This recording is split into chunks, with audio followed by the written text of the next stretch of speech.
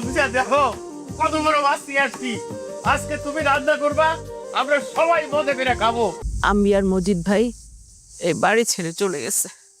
বাহ, খুব ভালো হয়েছে। মজিদার আম্বিয়া বাড়ি ছেড়ে চলে গেছে কেন? আমরা এই বাড়ি ঘর ওদের নামে লিখে দিছিলাম, সেজন্য রাশেদ অশিক্ষিত, লোভী, চাকর বাকর কত কিছু বলে অপমান করছে। এরপর বলছে এই বাড়ি থেকে চলে যাইতে।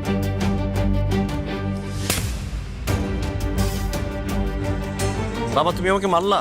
তুই যে কত বড় অন্যায় করছিস, কত বড় অপরাধ করছিস, তুই জানিস কারে তুই চাকর বাকর বলছিস? তারাই তোর বাবা মা। আমরা তোর আপন বাবা মা না।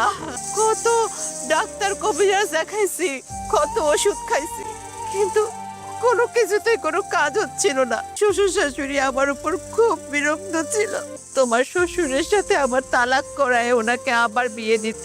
আমি রাগে কষ্টে দুঃখে গলায় ফাঁসি দিতে গেছিল।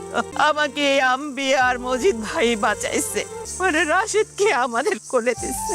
ভাবি, আজকে থেকে রাশেদই আপনার সন্তান। কখনো বলবো না রাশেদকে যে আমরাই ওর আসল বাবা মা। সেই জন্য মজিদার আব্বিয়া তাদের সমস্ত সত্য ত্যাগ করে আমাদেরকে দিয়া দেয়। তারা গরিব বইলা তাদেরকে তুই চরম অবহেলা করছ। তারাই তোর পিতা মাতা, তাদের রক্তই তোর শরীরে বইতেছে রে। আমি আসলে মানুষ না, আমি একটা পশু। এখন যদি ওনাদের বড় কোনো বিপদ হয়ে যায়, তুমি সারা জীবন নিজেকে ক্ষমা করতে পারবা না। ওনাদের কাছে মাফ চাও, তারপর ওনাদেরকে বাড়িতে নিয়ে আসো।